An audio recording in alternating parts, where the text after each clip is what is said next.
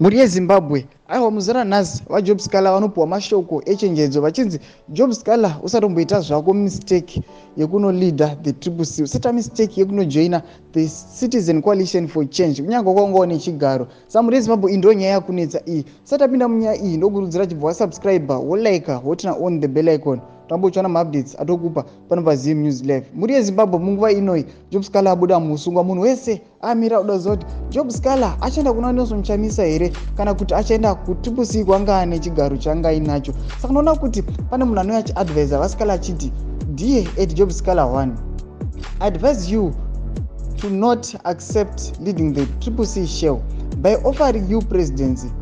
They are setting you up to ensure they politically bury you for good.